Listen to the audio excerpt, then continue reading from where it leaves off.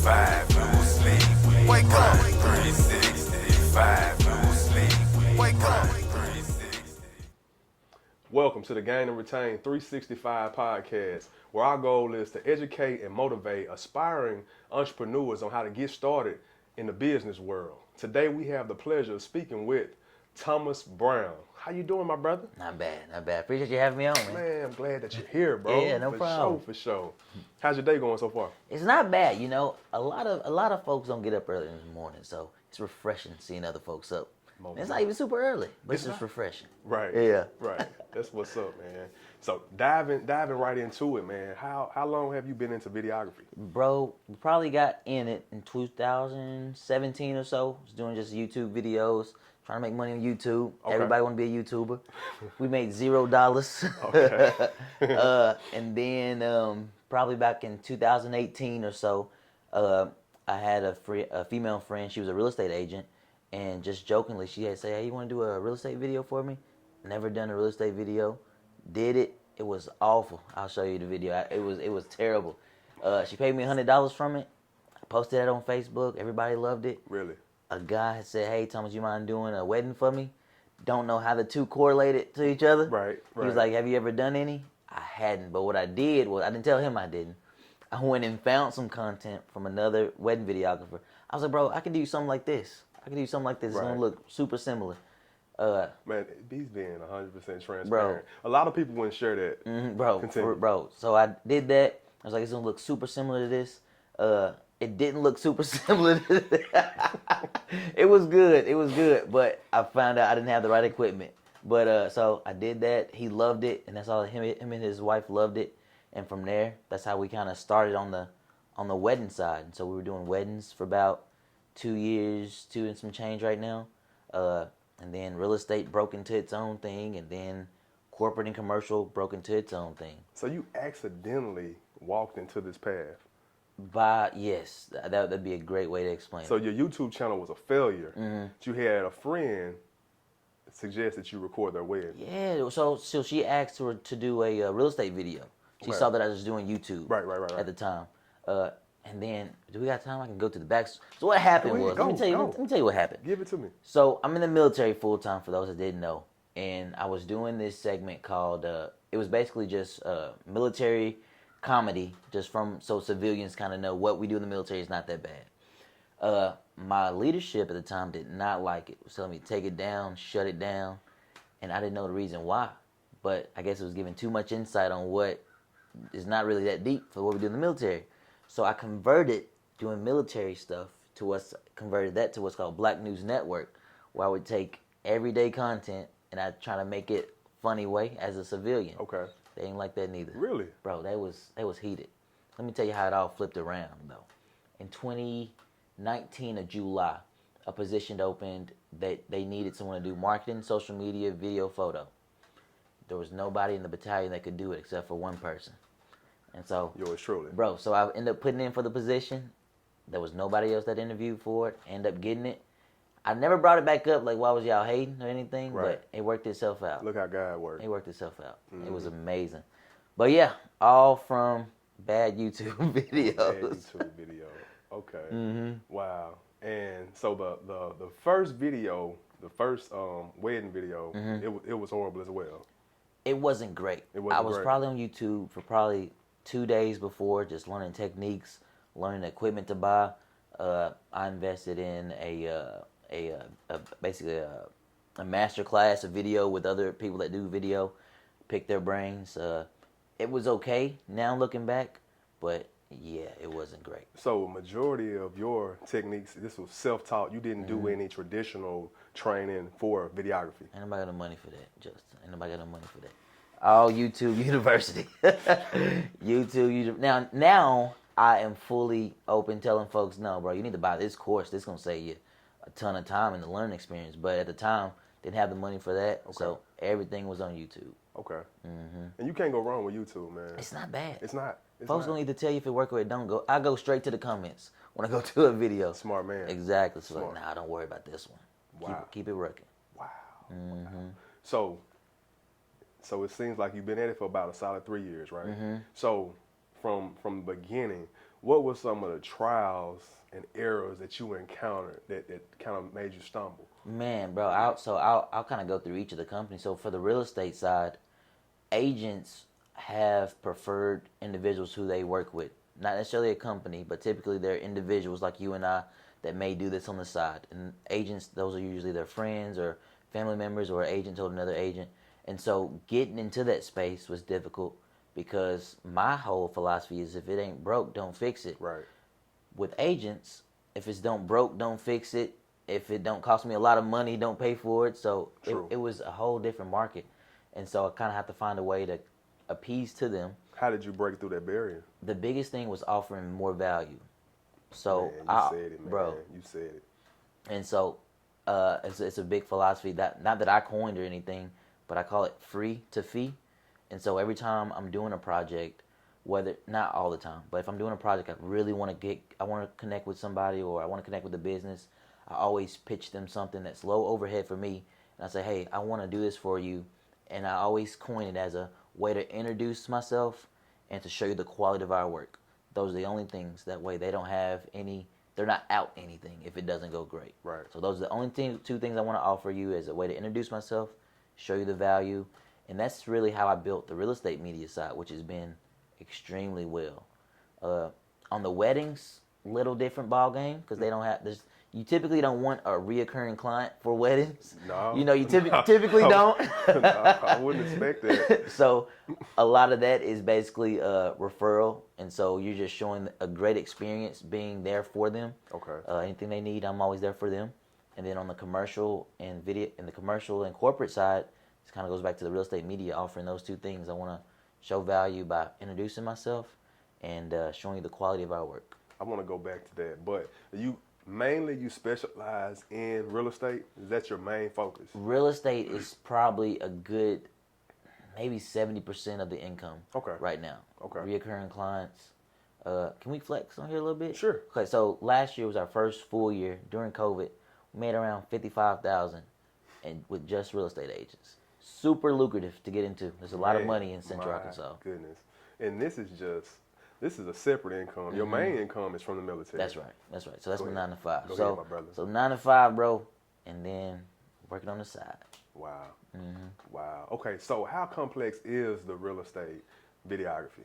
I don't think it's not necessarily complex. I think the problem is you have to be really consistent. Okay. So back in 2020, when I was maybe late 2019, early 2020, the strategy I use, and this is just free game, the strategy I use to reach out to agents, I go on Instagram, find the hashtag for whatever city I want to look in, let's say Little Rock Realtor, and I always message them. I do a video message. It's a lot more personable. It doesn't come off as spammy. Like, what up, agent? Hey, I'm Thomas Whoopty-Woo. Time out. He giving away some good stuff, y'all. I hope you taking notes. This is good. This is good. Man, and this is when anybody asks me, how are you getting all this?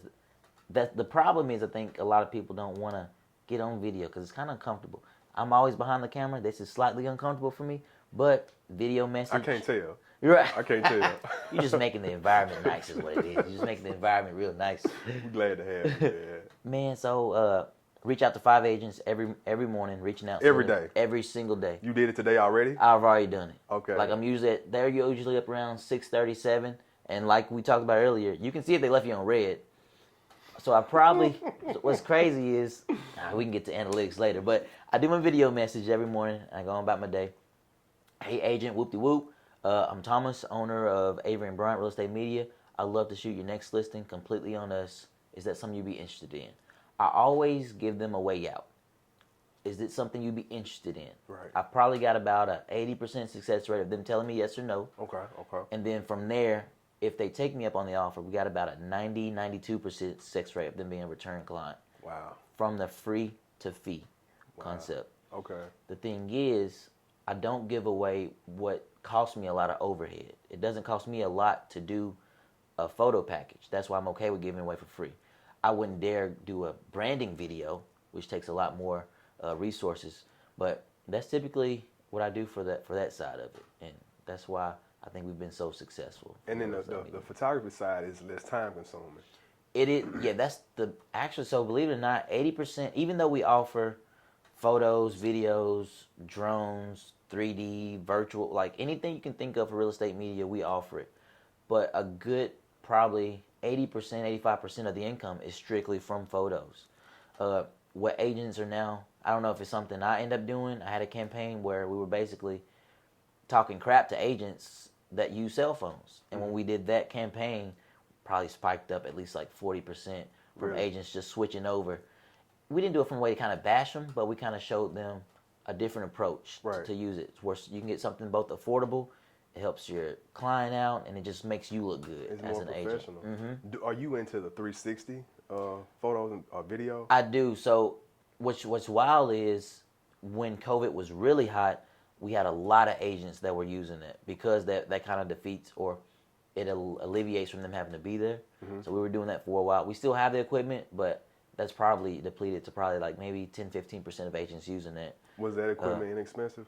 Yeah. So that's super low, low overhead when you buy that in. I think you can get a good camera for like, I say a good camera where I feel comfortable telling somebody else to go buy it for probably like $300. Okay. That and a light stand, and you good to go. Simple. I was just curious. My sister, she's getting ready to dive into that business endeavor, and I was just curious. Okay. Yeah.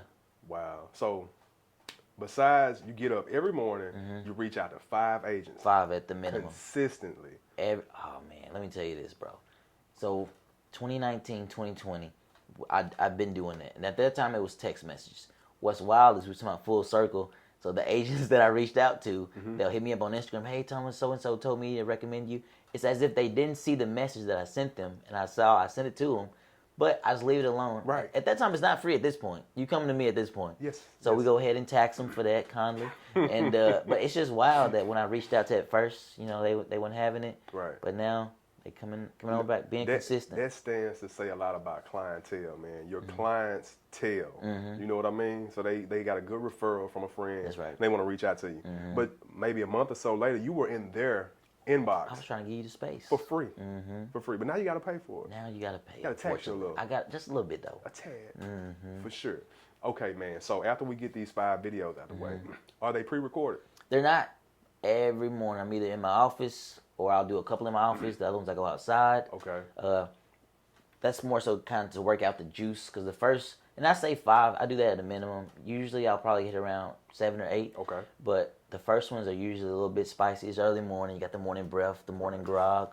And I usually just try to find different avenues, light and look good. And I just have it to give all this energy, that type of deal, smile a lot. Right. So they know what they're getting on the space. For sure.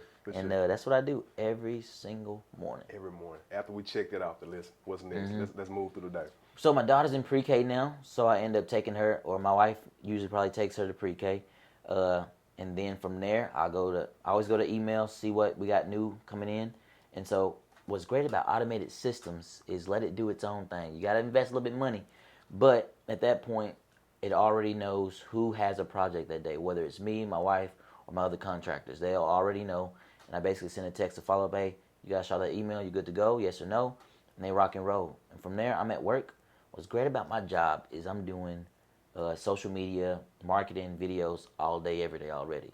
So I'm just getting ideas together, meeting new people, trying to connect with different individuals, see if there's something I can offer them and vice versa. Wow. But it's really just keep building that network.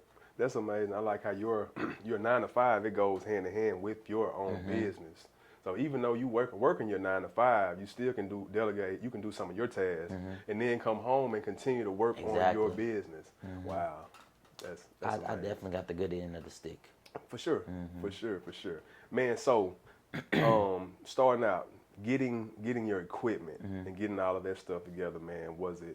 Did you go high end? Did you stay in the middle, or did you?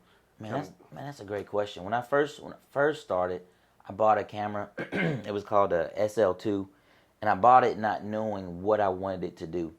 But I had a good mentor. He said, "You're not gonna know what you need your camera to do until you need it to do it." So I bought it was probably like $500 camera, something not too big. Sony, Canon. Canon. He was a Canon type of guy. I'm a Canon type of guy just because he was a Canon type of guy. He was a mentor. He was a mentor. Okay. Yeah. So I considered him still from a business perspective. Nice. And so he took basically he takes his knowledge from building homes and things like that and just converts it to where I understand it. He was like, bro. He's a contractor?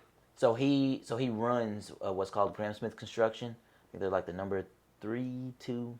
I'm probably hating a little bit. They up there. In Arkansas? Yeah, for Central Arkansas. And you for connected with them? builders. I connected with him through the real estate when I was in Northwest Arkansas, and Y'all still connected? bro, so we do probably a good 95% of their projects now. A good 95%. It's connections, man. It's networking. It's amazing. Mm-hmm. Continue. Yeah. Continue. So I bought it's probably like $600, and I don't want to get too technical, but there's things you need cameras to do, like frame rates or slow motion. That's the cool stuff. That was like super cool back in the day. But my camera didn't do that, and I was like, dang. So that's when I knew I needed to invest. But I've already bought this camera, and so at this point I was like, I'm not gonna buy a new camera. I need to find out how to make money with this first, and have that camera pay for the new project. So. Super low overhead, and I say low. A lot of stuff when you're dealing with camera and videography is all relative. $600 for a video may seem high to somebody that has a client that pays maybe $30. Whereas if you're getting a client that's $1,000 a head, $600 is not that bad of an investment. So right. I'm talking relative when I'm saying cheap. But $600 what I spent on the camera, didn't buy any mics, bro. 0 mics. So when you're hearing audio, it was bad. So my first setup was probably at least maybe $800 for everything. Okay. How long before you realized, man, I gotta upgrade? Man, back in the day, I was super influenced by what other videographers was doing. So I'd go on their Instagram, I'll see what cameras, lenses they using and stuff like that. And when I got into that course, even though I was in the course with all these folks saying, don't worry about what other folks doing, I was like, nah, I need to worry about what they doing. It hurt. It hurt me at the beginning, because I was so focused on that and looking at my work compared to their work, even though I wasn't there yet, is what it was. I'm thinking it's the equipment, but it's focusing on the small things like lighting and making sure your audio sounds good and making sure you got a good lens for what you're needing. So did that route, started making a couple dollars, did the free to fee, start doing like small face or interview type videos for them for their business. And then that's kind of where I upgraded to the next set of equipment. Weddings, like I said, is super lucrative. So from there, start using a lot of that, investing back into it, and just from each year, this year's probably been the first year where I haven't had to upgrade any equipment. Really? Mm-hmm. Really? Okay. I know you mentioned some of the other videographers that you would look at their work and kind of, get ideas from or whatever. Yeah. So would you consider some of those videographers to be mentors that you look to? Yeah, man, and honestly, it's weird. You may have heard somebody say this, but I consider a lot of people mentors, even if they don't know me personally. I consider them because I just love their body of work. Now, a lot of them, most of them that I actually comment on stuff or I send them a DM, what's great is they have all these hundreds of followers, 100,000 followers, but they'll always reply, oh yeah, you need to do X, Y, Z, which is super great. And when they've started doing that from being that type of deal, and when somebody reach out to me and I only got like 700 followers, I'm like, bro, it's super easy for me to say, no, this is what you need to do. So yeah, I follow a lot of what they do, first from their business perspective, and then also kind of how they run their whole shebang. It's just something I just implement. And if it ain't broke, don't fix it. Like, they're already successful. Do what they doing. Right. Put your own spin on it. Right. Don't reinvent the wheel. It's blueprints right there in front of you. You just follow what they doing. That's right. Wow. And I like what you said, man. Even if they don't know that they're your mentor, you still following their journey. You know what I mean? And learning from them. That's right. Yeah. And I'm sure you're not the only one. I do the same thing. For sure.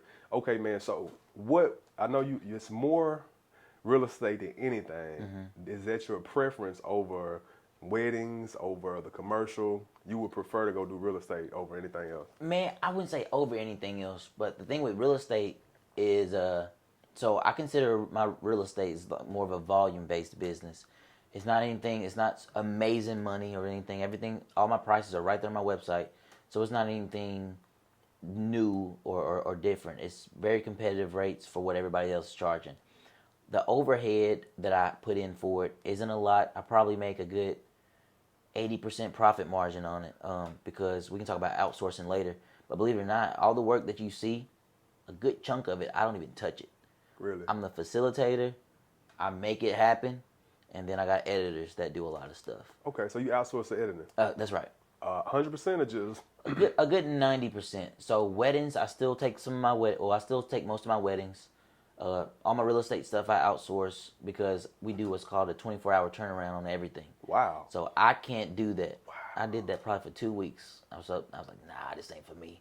Let me go ahead and bite the bullet. 24-hour turnaround on weddings, real estate. Just the real estate side. Okay, Yeah, okay. just the real estate I was side. gonna say, man, you a dog. Nah, man, I would never. But for the wedding side of it, I do keep those myself. The corporate commercial, it's a little bit of both between myself and I'll use my editor.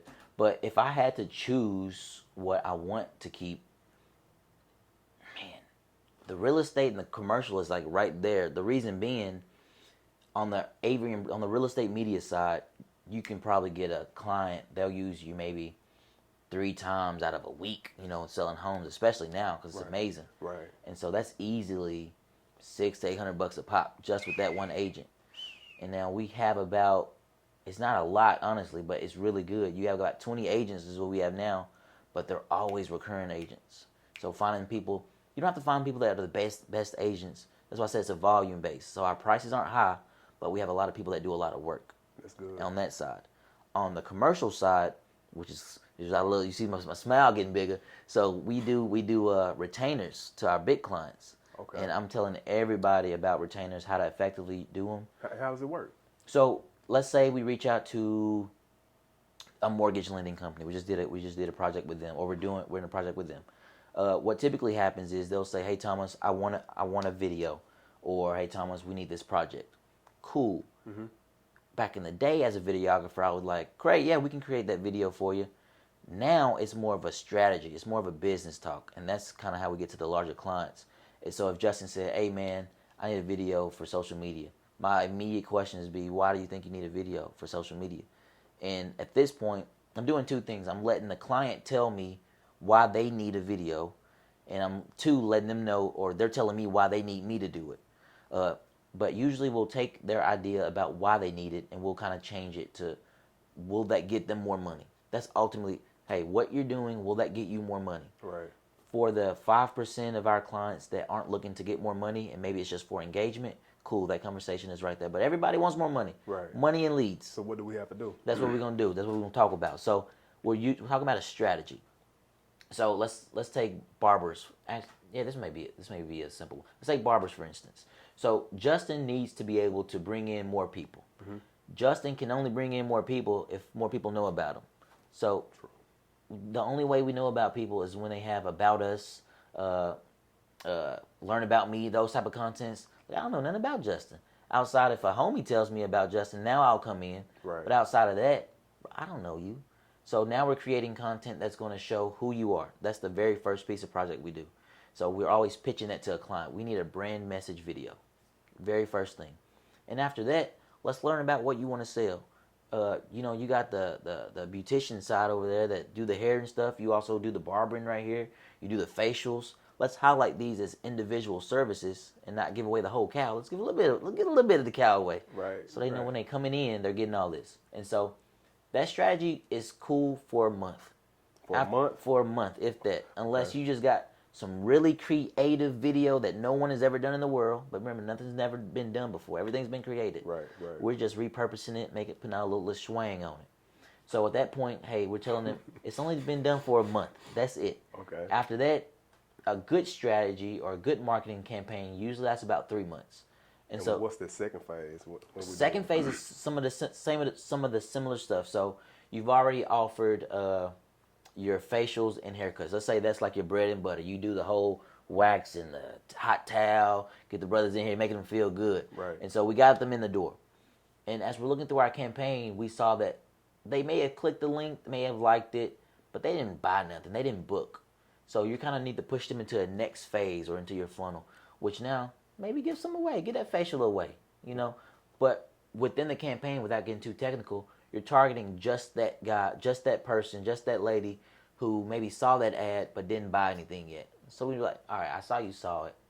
Let me give you something. So that's a little bit of the analytics, right? That's right. You can kind of see what your target is, who's interested in what you're bringing to the market. Exactly. And once you know who's looking, then you got to go find them, right? Exactly. Okay. Now you're not spending You're not throwing a big net. You fishing now. You know what you want got to a fish target. for. Yeah, that's right. Okay. That's right. So that second month of campaign is usually just more maybe particulars, or maybe we did something in the first campaign that was great, and we're just repurposing it or doing something different. And then the third month, we're basically same thing. We're just doing it for 3 months. And so what we tell clients is, and this is kind of how we kind of switch it. We can tell a client, hey, yeah, we'll do that video for you, that one video for $1,200. But that $1,200 video is only your brand message video.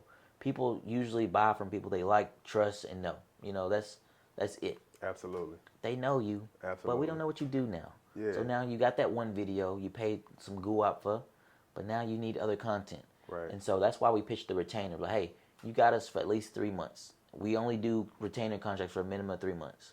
When we're pitching it to the client, we're letting them know they're getting a deal off of it. So however you need to structure that deal to make that dollar amount feel good for you, we do it that way. We sign a contract and we're in for 3 months. Hey man, that's exceptional. You know why? Because you're bringing two things to the table, man. You're bringing the video and you're helping them with the marketing. The whole shebang. Like, and not to bash any videographers, but you have someone that would just say, okay, cool, you want to shoot this video? Give me your vision. I'll bring it to life. Exactly. But you helping them with their marketing, and you giving them a strategy. That's man. right. And You may not need the video. Maybe you need. Maybe I'm not the guy. Maybe you just need somebody that can just talk well. So maybe you just need some ads that can talk. You know, just copy. Amazing. And so we don't want folks to feel like. And I think that's been a great part about it too. We don't make you feel like you need us. Cause bro, Justin. So let me give you a little bit more game. Give it. A guy told me when a client reaches out to you, you tell them why they don't need you. So if Justin came and said, hey, Thomas, I need you to do a video, immediately, not verbatim, but I'd be like, Justin, you know we like the most expensive folks in Central Arkansas. You never thought about using XYZ? Yeah, I did, but they were so-and-so. Okay, have you thought about doing it? Yeah, I did, but so-and-so. Now they telling you why they need you. And at that point, if they came in knowing they need you, they've just validated why they need you. Because you gave them every opportunity, or say, bro, you can do this for cheaper if you just do XYZ. Right. We tried to do that, but it didn't work. We tried to do it this way, but it didn't really get us what we needed. Right. And so now you come to the folks that do things a little bit different. Wow. Now I don't advise. Now here's the thing, Justin and folks. I don't advise you doing it if you have $0 coming in. Now obviously you need to bring your value, what you offer up to where those clients need. But those are just some psychological strategies for an established videographer or That's photographer. right. That's right. I like that. Most definitely. Okay. Now I know you shared a snippet with me yesterday of an upcoming project that you have coming. Yeah. I noticed that it said that you don't do music videos. Bro, you don't. Why is that, man? Mitch don't like them either, bro, man.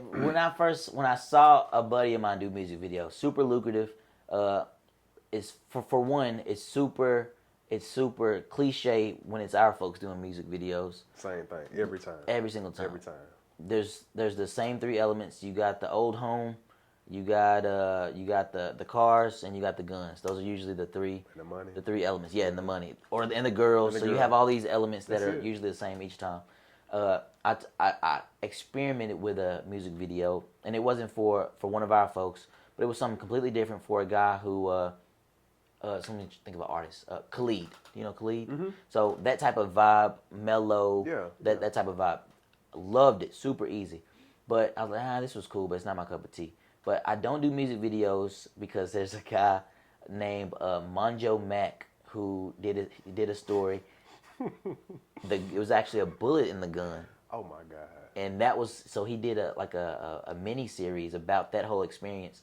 Not that deterred me off, but that kind of validated, I'm good on that one. I got you. I completely understand, man. Do you get a lot of requests for music videos? We do, but Really? we charge them. So here's another little psychological tip. For things you can do, but you don't want to do, you charge a premium. That's right. So I always tax them. I tax them like they're a corporate. If they land, great. I'll outsource it. But Man, this guy, man, you dropping gems, man. Man, I try. You dropping them, man. I try. Oh my I goodness. try to keep my life super simple. So you outsource it, and what type of percentage would you keep off of that? Honestly, I would basically see who's doing it. So for Arkansas, what's great is our cost of living is low. Yes, sir. So we're not at LA prices or Atlanta prices for anything. But I'm up there with Atlanta prices and LA prices, and I know the companies that's gonna pay it. So just to be frank, I'll reach out to a videographer I know that's doing great. Hey, what do you charge for a music video? These are the deliverables I need. He'll say we charge so and so, and if my margins are good, I'm always trying to be around 40%. That makes me feel good. Most definitely. That makes me feel good. Yeah. But if I'm at 80% because he has a great product and I love it, cool. I'm just on set to manage that part, and I'm good to go at that point. Wow. So that was my next question. I was going to ask you, did you feel as if you leave money on the table not doing music videos, but you actually do them? I would do them. You don't put your name on it. That's correct. Never. Never put your name on it. But you'll make sure they get a videographer there to do it. That's correct. And you'll still gain from it. That's right. I never. So you will never see my name on it. Wow. Okay. Let me ask you this, man. So starting out, you gave me a tad bit of how you gain. You know, you send out the 5 videos every day. Apparently you have some clientele. The clients are telling, right? That's right. Yeah, no, you do your own social media marketing, advertisement, things of that nature. That's right. What are some other sources that you use for gaining your clients? A lot of it is actually, man, I was a recruiter for about 3.5 years. In the military? In the military, that's right.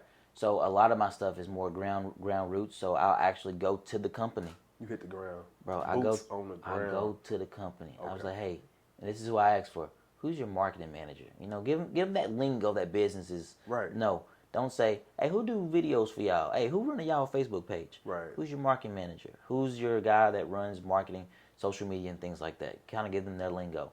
And immediately they'll say, we don't have anybody. Bing. You don't got nobody? Just open the door. You don't got nobody? Let me hit you with this free-to-feed concept real quick. Right. Let me show you what our team can do for you. No charge. Just check it out. Just adding value. Just check it out. And so we'll do that a lot. At this point in the game, a lot of it is the referrals at this point. A lot of it comes from real estate agents who know the people who make money, the mortgage people, the brokers, the builders, the land developers, the folks that make the money. A lot of that comes from them. So taking care of your clients that don't yield you a lot of money, but still showing them a great time, great customer service. That's probably the biggest thing I think we do better than anybody, and that's where all the money is coming. But I definitely would. I would still do that now. Somebody want to say, Thomas, you mind going with me to this company? I'll show you how to do it. Right. Wow. I'm about to charge you a fee though. Nah, it's fine. But yeah. This game ain't free. I'll come with you. Gotta give me a little bit of it. You gotta pay for it. Yeah. Man, so COVID, like during the COVID, that was actually a good time for you. Oh man, it was so amazing. I know a lot of videographers were suffering during that time. But since you kind of specialize in the real estate spectrum of it, then you were able to make major gains. Oh, it was awesome. It was awesome. COVID did 2 things for me. It showed the videographers that weren't business oriented, because businesses at this time now needed video because they couldn't go out. Right. So that's kind of how we evolve the corporate and commercial side of it. We're keeping everything in its own box. So that exploded and that went up. Real estate media, like you mentioned, that went up because folks couldn't go in the house. So now you need somebody to showcase it in its best light. Exactly. And it's been awesome. It's been awesome. Is it still going at a fast pace? Hey Justin, it's been awesome. It's been awesome. It's still awesome. To say the least. It's still awesome. Okay. Man, what was I about to say? So one of the best things I think what we've done, and this has just been recently that we started doing the retainer, but it's so great because you're comfortable now knowing how much money you got coming in. They feel comfortable knowing they have consistent content, and I think that's what's made this whole COVID thing great, because now companies don't have to worry about not having video now or just content in general, and we're able to provide that for them, because during COVID they can't get out, they can't do stuff.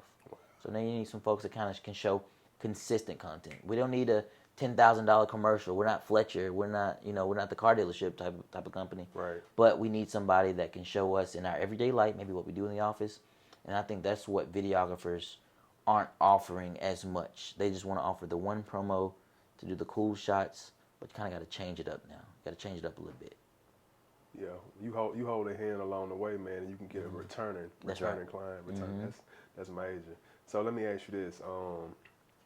I know a lot of videographers had to transition and start to help different businesses with streaming, churches especially. Oh, Do you dibble and dab in streaming at all? Yeah, we dabbled for probably a good half of the year for weddings. Again, outsourced. So, yeah. So You the outsource king. for bro. So can I ask you this? Yeah. When you outsource, you have certain individuals that you look to majority of the time. That's where I start first. Okay. So I'll reach out to my buddy Mitchell. I'll say, hey Mitchell, do you offer these services X, Y, Z? If he doesn't, great. I try to keep it in the family. But then after that, I'm on social media, finding Little Rock real estate photographer, videographer, whatever, and I'm finding who has just solid, consistent work. Okay. Hey, I see you guys do this. What do you offer to do this? And they'll give me their price. I'll take that amount. I'll tell the client and maybe up it by 40%. And say, hey, this is what we can do this for. If you're interested, let me know. But yeah, I don't. But because my thing was, outside of Facebook, Instagram, I had just a little. I'm not super business tech by any means, but I had a little notion Hard that to tell. yeah, I mean, man, I appreciate it first. For real. Man, I had a mini inclination that streaming that type of stuff wouldn't be a while. I know churches are always going to be a thing to stream. Right. But weddings was kind of the bread and butter at the time, and I was like, I don't really foresee this, so I didn't invest in the equipment. I looked at it; it wasn't a lot of overhead. It was probably like $2,200, whereas on a wedding I charged $34, so it would have made its money back. Right. But I was like, I don't really see me even wanting to do this, because for instance, you need Wi-Fi, all these extra outliers that you have no control over would be a factor. So if they had you for streaming, but the site doesn't have a great Wi-Fi, Right. now you're at fault as the videographer for not delivering a great product. Exactly. And I didn't want my name on that. I felt comfortable outsourcing it, and if it was great or if it wasn't great, I felt good about giving a refund for that client. You know. I got you. And I know you mentioned you didn't want to put your name on it. How important is it for you to protect your brand? Oh, dude, man, that's for small business owners. That's really all you got. That was an instance, you may have heard about it, maybe a month and some change ago, about a creative. It was a photographer, where he got a lot of flack for stuff that he was doing, and we can get into details later. But he basically done.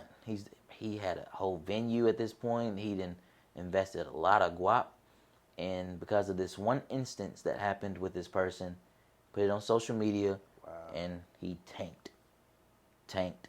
That's why I personally, if I can avoid putting my name on it for one, and if I can avoid being the guy that just manages it, that'd be a lot better. Have a lot more control. I can just about tailor the experience to that person and make them feel good about the product that they're getting.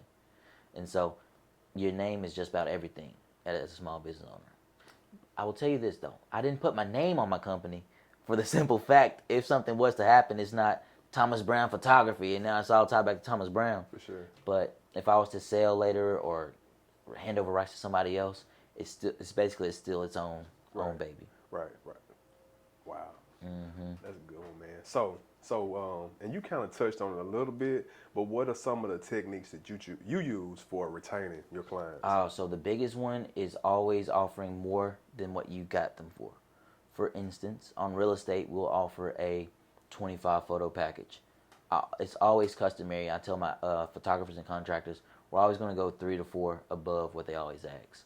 So we do it for that, for drones, for videos and things like that. We'll always add in a little bit more. So if we're getting just a testimonial, we'll take that testimonial and we'll create them different clips for maybe Instagram Reels or Stories or Facebook. So we always give more value than what you're giving folks. Man, it's a saying, man. I'm sure you've heard of it. I believe it. Something like, always give more than what you're being paid for, and eventually you'll get paid to do less. Ooh. You should put that and on I'm the not shirt. sure that's verbatim, but something to that nature, man. But I like that.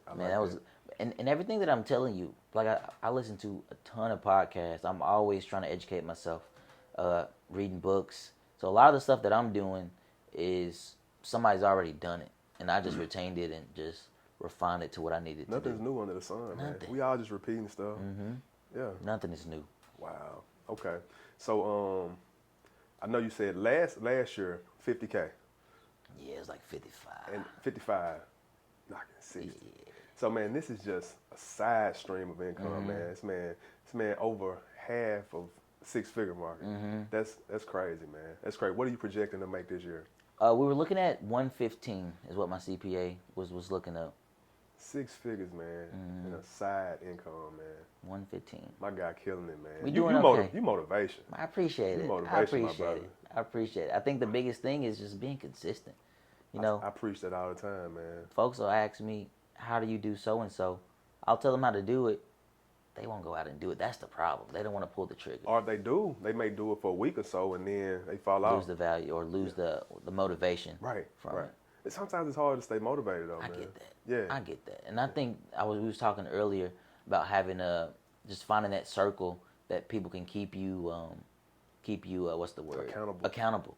Accountable. And I think that's a lot of people feel like when people are doing successful, now they're untouchable or something. Like, I sent P. Diddy a text or I sent him a DM. I'll send anybody a DM. If they reply, that's different. Right. But I don't feel like anybody, especially with social media now, everybody can give you some game. And we talked about YouTube earlier. Right. Everything is there. Right. But yeah, the accountability part is probably the biggest thing. Wow. Man, so what advice would you give up and coming videographers, photographers looking to get into this industry? I will say, and I know this is gonna be hard. I know this is gonna be hard. Just keep it 100, man. I know it's gonna be hard. Find you a niche, like sooner than later.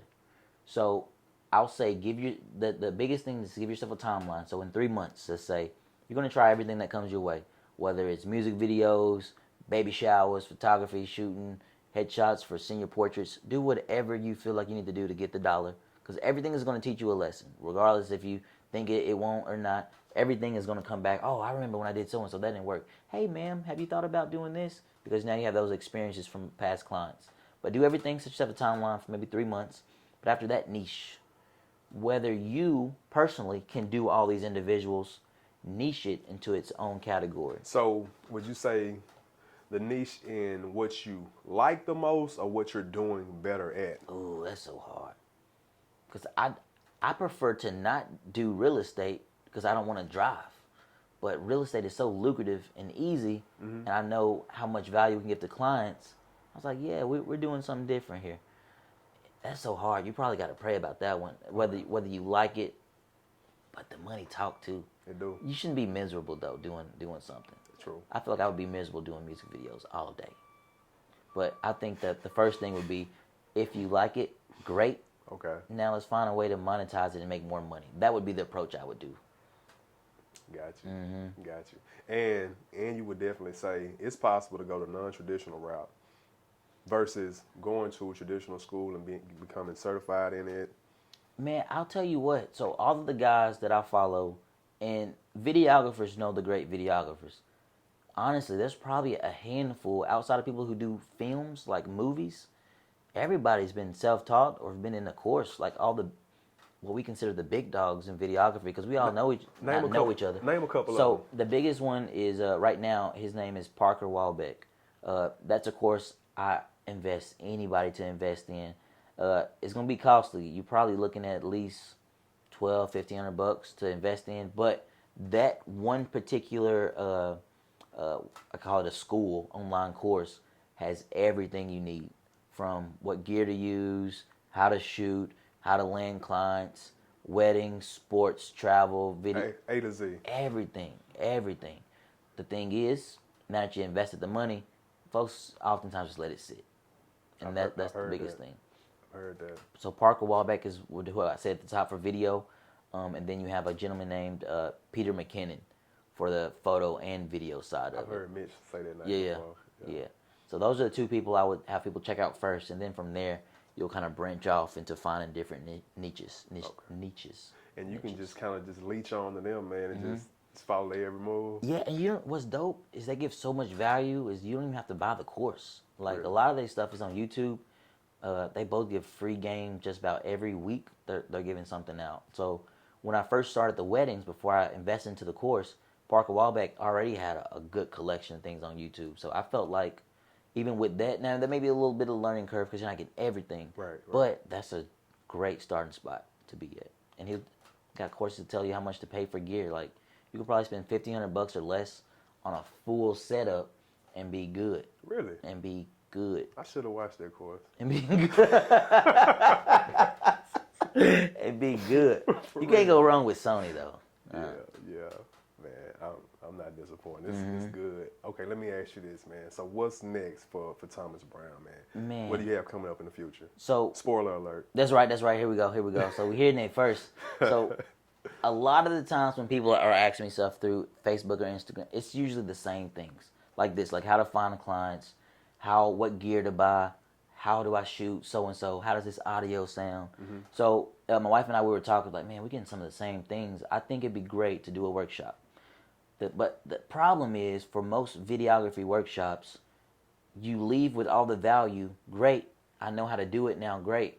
But I don't have anything to pitch to a client. Hey, we can do this. Look at this stuff that we've made. You rarely leave workshops with content. So my wife and I, we said, all right, we need a workshop where you can learn everything you need, but also leave with content. That way you can immediately start pitching to clients, hey, this is what we've done. We'd love to do the free to fee concept. This is our work. Or we want you to leave having enough confidence. Oh yeah, I can do this. Now you have what's called a reel. So now you're starting your body of work that you can show other clients. So at the end of the month, so at the end of September, we're going to be doing a workshop. I think we're going to only do it for about 10 people to kind of work out kinks. It's going to be our beta clients. So these be the majority of those will be the ones that have been reaching out to you with inquiries? Not necessarily those individuals, but that's who we're initially targeting. We're going to put a mass blast out for folks because there's been because we talked about it, man, probably earlier this year.